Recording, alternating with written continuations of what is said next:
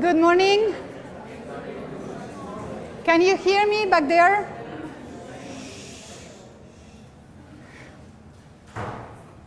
I like to stand when I'm talking, so I'm not going to use the mic.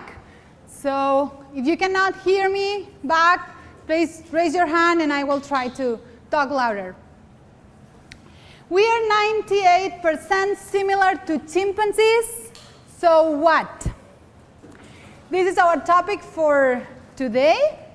That's probably a statement that you have heard before, the first part. My name is Noemi Duran. I'm the director of the Geoscience Research Institute for the European branch. And in case you are doubting, I'm the one on the bottom.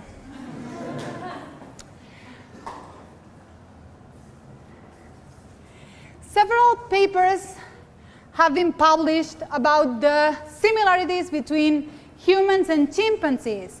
And the numbers are not always the same. The 98% is one of the most common, but there are other numbers. There's one that talks about 99.4% similarity. Another one that looks very precise talks about a 98.77% of similarity. And there are some that go a little lower, like 95%. All these numbers are from before the DNA of chimpanzees was completely sequenced. So the human DNA was already sequenced, but not the chimpanzee. So when they eventually finished sequencing the genome of the chimpanzees, they did a new calculation, and they say that humans and chimpanzees are 96% similar. This looks like a lot of similarity, but to give you some context, I will give you some other numbers. How much are we similar to other organisms? We are 92% similar to a mouse. We are 44% similar to a fruit fly. And we are 28% similar to yeast, these microscopic organisms that we use to make bread or that are used to make alcoholic beverages. So we are 28% similar. What these numbers mean? Does this mean that yeast is almost 30% human? Not at all. We are going to talk a little bit about how these percentages are calculated. And for that, we need to know something a little bit about this molecule, DNA. As you probably know, DNA is like the blueprint to make an organism. All the information that you need to make a human is embedded in human DNA. There you have all the information that you need to make a human from birth to a grown adult. And the same for any organism. But DNA is not written in English or Spanish. It's coded in a specific language that it has only 4 letters. We only have C's, A's, T's, and G's. And any DNA, fruit fly DNA, chimpanzee DNA, human DNA, are written in just these 4 letters. So when we have these numbers about similarities, what they actually mean is that researchers are comparing DNA from 2 organisms. They are comparing the sequence of the letters.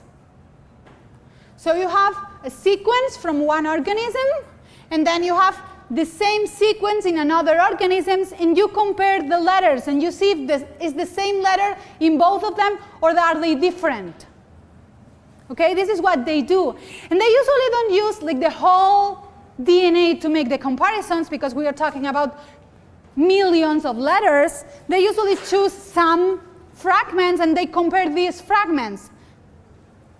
So for example, if we have these two sequences that are 12 letters long, and we see that only 3 of them are different, we would say that the similarity between these two sequences is 75%.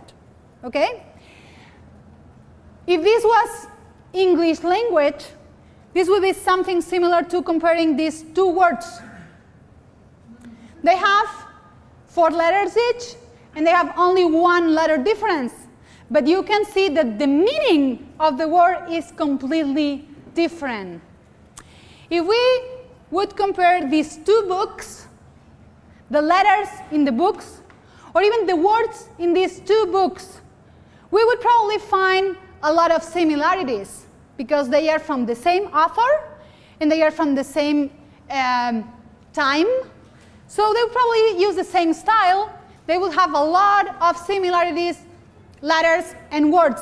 But the story they contain would be completely different. Going back to DNA, we say the DNA is the blueprint to make an organism. How does this happen? What's the actual process to make the information from DNA become an organism? This is a complex process. If any of you have some biology training, you know that this is a complex process. We are going just to explain a little bit of it. The information contained in DNA needs to be translated to proteins. Proteins are very important molecules in any organism. Proteins do almost anything in your body. Besides water, proteins are the more abundant molecules in your body, and they are like the bricks to make your body.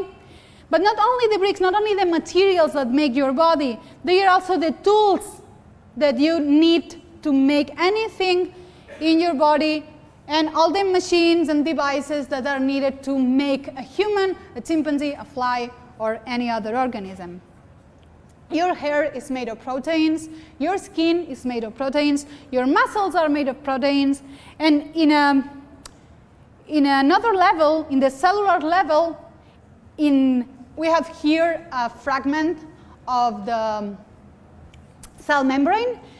What you see here, these green things here, the red ones, the yellow ones, all of these are proteins. So we have proteins in every level. If we look at the human and at the chimpanzee together, we can see that they have a lot of materials in common. Both of them have skin. They have hair that is differently distributed, but both of them have them. Then we have blood, we have eyes, we have ears, we have lungs, heart. The physical structure of the body is very similar. So it makes sense that the DNA to make all these proteins is also very similar. And that's why we are 90-something% similar to chimpanzees. It's because we are made in the same way, with the same materials. If you would compare the materials used to make these two houses, they would be very similar. You have bricks, you have pipes, you have electrical wires, we have the foundation, you have some pool type structure there. So probably the materials used and even the machines to make these two houses would be very similar. Although the final structure is different, what you have used to make them is similar. So the problem here, the main problem here with the similarity, why we sometimes are scared when these numbers come out, it's not the similarity per se. The problem with this is what this similarity means. Why is one reason for two organisms to be similar? We are similar to our family members because we have a common ancestor. We are similar to our parents, grandparents, cousins, because we have a common story, a common ancestry. And this is one of the reasons that people give for the similarity between humans and chimpanzees. And this is what scares us, because we know that this is not real. This is not what the Bible teaches. We don't have a common ancestor with chimpanzees. But this is not the only reason to be similar. There is another reason to be similar to chimpanzees? It's because we have the same designer. God decided to make us with the same materials and with some things that are very similar to chimpanzees. And so what? What's the problem with that? This is what we are going to cover during the rest of this talk. I'm going to introduce you my friend Tico. This chimpanzee is actually my friend. I was working in a zoo for 3 years, and we had this chimpanzee there. He was born in the wild, but someone took it into Spain illegally and had it when he was a baby in a house. But when he grew up, chimpanzees are very, very strong. So when he was a teenager, the family who had him had trouble with him, so they decided to release him in a forest. And there was this guy there looking for some mushrooms in the forest, and he found the chimpanzee, and he was already quite big, so the man got scared, and he went into his car, and when he opened the door of the car, the chimpanzee went into the car and sat down in the car. So he saw that he was not really dangerous. He called the police, and Tico ended up in our facility, and he stayed there for 15 years. And I had a really nice relationship with this animal. When he got there, he had a problem with ladies. He liked male curators, and he had a good relationship with men, but not with women. I don't know if he had some history before. So it was difficult to get to him, but I used to go to his facility and to stay there, sit down, when we could not have direct contact because chimpanzees, they are very strong. They have the strength of 10 men or something like that. So even playing with you could harm you. But in the inner facility, he was inside, and there was these bars, and I used to go there and sit down and wait. Until one day, he went into the bars, and he stretched his hands to me. So I went, I started playing with him, and from then on, I usually went every day to play a little bit with him. He loved to race. We did races. We ran from one end of the facility to the other one. He always won, of course. And he used to try to do all the behaviors that chimpanzees usually do for socializing. So he used to take my hair and try to find like parasites or something in it. Since I had this relationship with Tico, I understood there is something different with these animals. If any of you have a dog or a cat, you know that sometimes you feel that you connect with them. They understand you. With these animals, it's like 10 times that. You can really connect with them. And I will tell you something more about this and about one theory that I have, that why God made these animals so similar to us. But before that, I'm going to show you some other pictures of Tico. He's very playful. He's very strong. And now I want to go, now that you are not scared anymore about the similarities between humans and chimpanzees, I'm going to show you even more similarities that are not just genetic. There are more things in the behavior of these animals that make them similar to us. Usually when I do this talk, I ask the audience about what are the differences that are really separating us from chimpanzees. And these are some of the words that usually come out. Intelligence. Animals are not intelligent. We are. Language. We communicate in a way that animals cannot. Self-consciousness. We are aware that we are individuals different from the rest of the people. Animals don't do that. Morality. We have a sense of what's right and what's wrong. And one very important, altruism. We can sacrifice ourselves for the good, for the wellness of others. Animals don't do that because they are driven by instinct. So they're selfish. I'm going to show you several experiments. So what we're going to see from now to the end of the talk are actual scientific experiments done with primates, with most of them with chimpanzees, but some with some other species too, that show that this is not true, that animals have, at least these animals, primates, they have all these characteristics in a different level than us, of course. We are talking about completely different levels, but they have intelligence, self-consciousness, language, morality, and altruism. And I'm going to start with an experiment that is called the Get the Peanut Out of the Tube Challenge. This is an experiment that has been made with different species of apes, gorillas, chimpanzees, and orangutans. You take a tube like this, and you put a peanut in the bottom of the tube, and you tie this to somewhere so the animal cannot turn it upside down. And these animals like peanuts, so they are going to try to get the peanut. I would like to ask someone that never has seen this puzzle before, don't try to cheat me.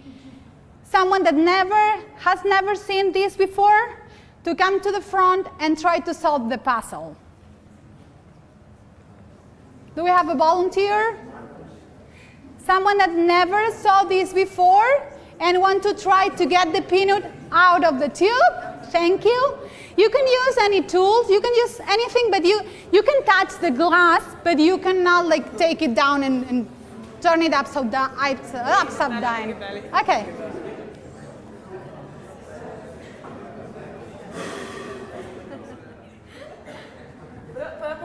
Sí.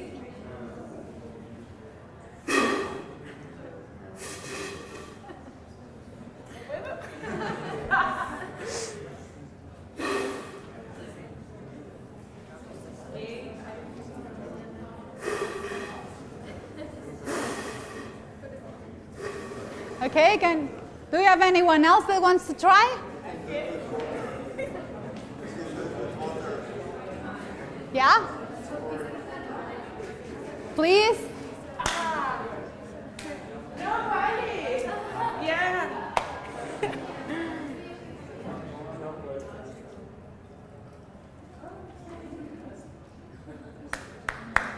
Look at the screen.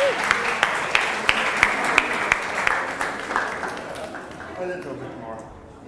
Look at the screen. That's the chimpanzee doing exactly the same thing that took us 2 tries. He sees the peanut, he goes to get some water, and that's exactly the same that you did here. When we do this experiment with human child, it's human children, they try a lot of different things. They usually don't figure out the water thing. So you are smarter than a child, but not than a chimpanzee. And this is an orangutan doing exactly the same experiment. They look at the problem, they take some water, and take the peanut out. This is what intelligence is. You have a problem, you analyze it in your mind, you get to a solution, and you solve it. It's not trial and error. They know that the peanut is going to float, so they take the water and they take the peanut out. Let's see some experiments about language. Chimpanzees, gorillas, they cannot talk. They don't talk because they don't have vocal cords. So it's impossible for them to talk in human language. But they can learn human languages. If we teach them in a way that they can express themselves, they do it. There are 2 main experiments that have been done, one with gorillas, one with bonobos, that they are similar to chimpanzees.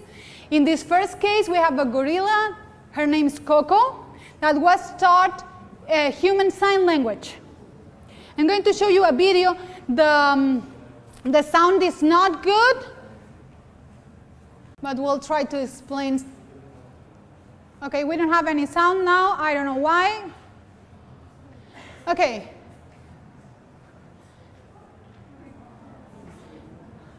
This lady here, she was working with Coco. Small and sweet and creative. Her name is Penny Patterson. He took the baby gorilla and started teaching her sign language.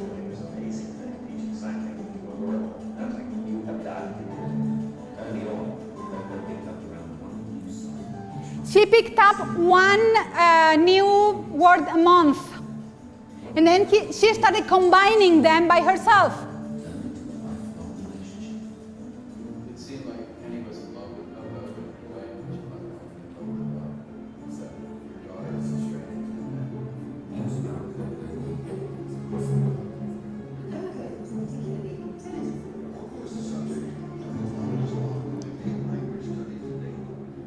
Penny's findings were seen as a major breakthrough by the community. There were some scientists more or less convinced. Many times in his opinion, prophecy was covered. He was very proud of her serving children. And Some other scientists were doubting about if this is really talking or not. There was some conflict around it.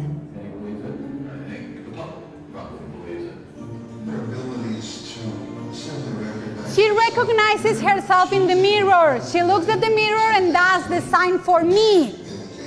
That's me. She has the self-consciousness like a person does.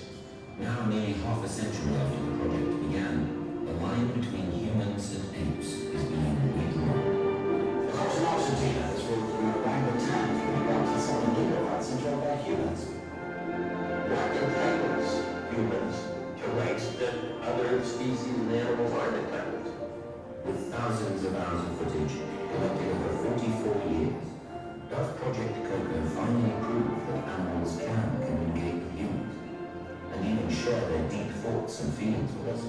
Maybe these animals are thinking. There's a lot more going on in their heads than maybe we thought. Or are there some things that will always separate us?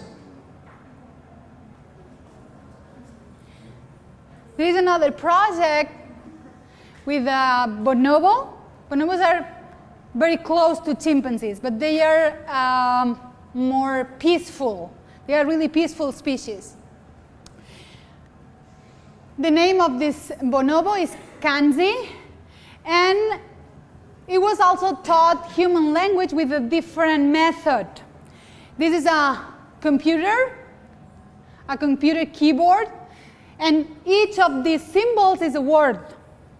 So she was taught these words, and she can use the keyboard to communicate. And she wants something, she goes to the symbol for the word, and she makes even sentences. I wanted to show you a video of that, but all the videos that I found, they are too long, but you can find them on YouTube. I'm going to show you another video about Kanzi when she's already an adult, about how she understands human language. You're going to see the researcher talking to her and giving her instructions to do specific things, complex things. And the researcher wears a mask, so there is no non-verbal communication. She's just following the verbal instructions. I don't know if we could hear this. Okay. Could you cut the onions with your knife? Could you cut the onions with the knife? That's very good. Thank you. Could you put some salt on your ball?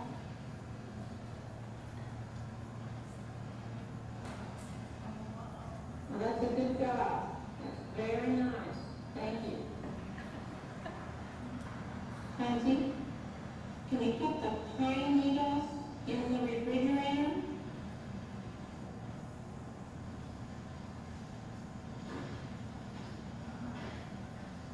Good job. Thank you. Pansy, are you listening? Could you you put some salt in the water? Good job. Thank you. Thank you. Could you listen again? Okay. Hansi, could you pour a little Coke in the water? Could you pour some Coke in the water? Thank you. That's enough. Okay. Pour the carrying water in the jelly. Thank you. That's good. That's good.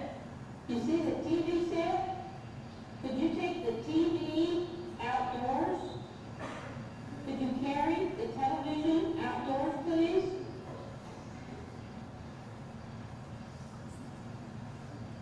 Thank you.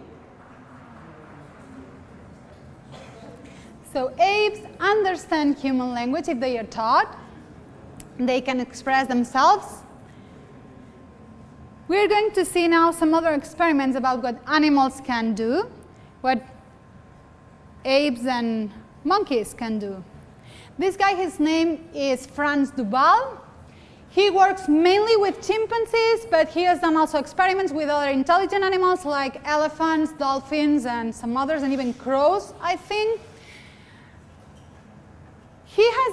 He's not a creationist. I don't know if he's a Christian, but he's not a creationist. He believes in evolution, but his way to look at the natural world is very different from other people, like Richard Dawkins, that say that everything that happens in nature is driven by natural selection and selfishness. Franz Duval looks at social animals like chimpanzees, and he says, this is not the way things work. I see a lot of cooperation. I see even morality. I see altruism in these animals. So we're going to see some of the experiments his team has done to show scientifically that these animals have these characteristics. He's written a book, several books, but this one I really like it. It's called The Age of Empathy, and it's mainly about all these nice behaviors that happen in the primate world and also in the human world that are very similar.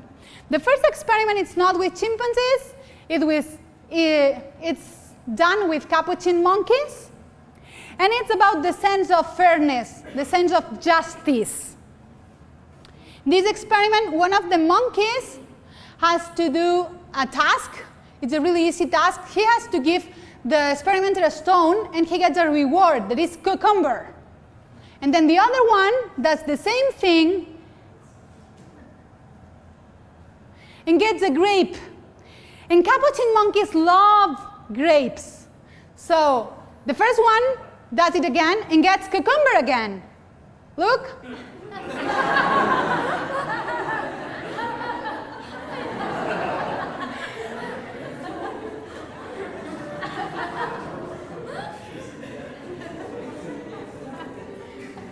So that's not fair. Maybe I'm not doing it right. Let's try again. I don't want the cucumber. I want the grape.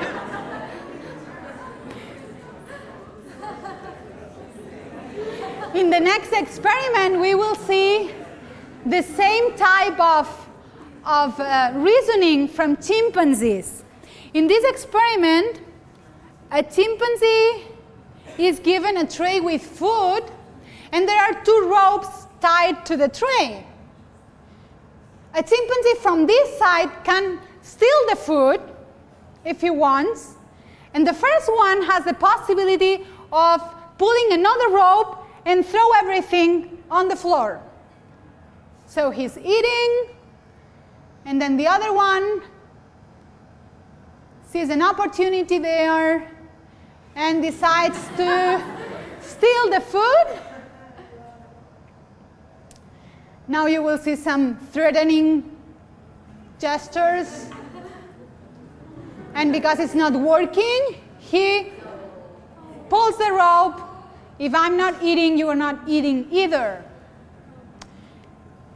Now you will see everything is the same, except that now it's the researcher who is going to move the food from one side to the other side. So exactly the same setup, but it's the researcher who is giving the food to the other chimpanzee. The two ropes are there, but now the first one is not reacting. He understood that it's not the other chimpanzee's fault. He was giving the food, and because of that, he is not to be punished. And he doesn't do anything about it. This one is about cooperating to get something. There is food in this tray, and there is a rope to get the food, but the two ends of the rope are too apart for one chimpanzee to take them both. What does he do? He looks for some help.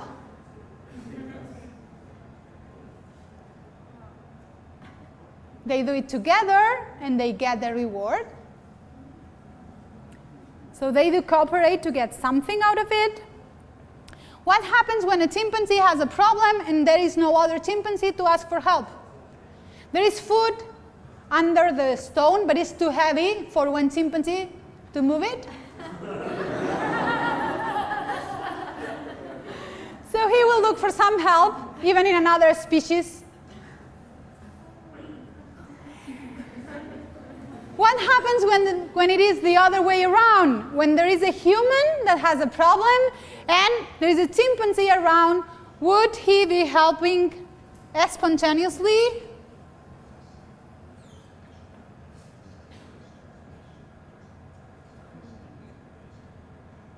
They do it. If you drop something and they think that you cannot reach it and you are trying to reach it, they will go and give it to you. This is a very simple gesture, but it's showing that these animals are not as selfish as some people say they are, because they don't have any need to help, and they are not getting any reward for helping. It's just a spontaneous behavior. The last experiment I want to show you is a more sophisticated experiment on altruism in chimpanzees. The setup is two chimpanzees into cages. They can see each other, they can hear each other, but they cannot touch each other. And one of them is trained, is similar to the one with the capuchin monkeys, to give the experimenter something, an object. They have two options, a red token and a green token. So if they decide to take the red one and give that to the experimenter, we call this the selfish choice. Because when they do that, they are going to get food just for the one who is doing the activity. The chimpanzee that is giving the experimenter the token will be rewarded with food, but not the other one. The other one gets nothing. But if the green one is chosen, this is the altruistic or pro-social choice, then both of them are going to get food. So there is no difference for the one that is doing the activity because he's getting food anyway. The results of this experiment show that chimpanzees tend to choose the green. In different circumstances, the red line is the 50%, and everything that's over the line, it's telling us that they are choosing the green one. Their tendency is to help the other one. The only case they are not choosing the green one, the last case, is when there is no partner on the other side. When there is no one there, they understand that it makes no difference, so they don't have to choose the green.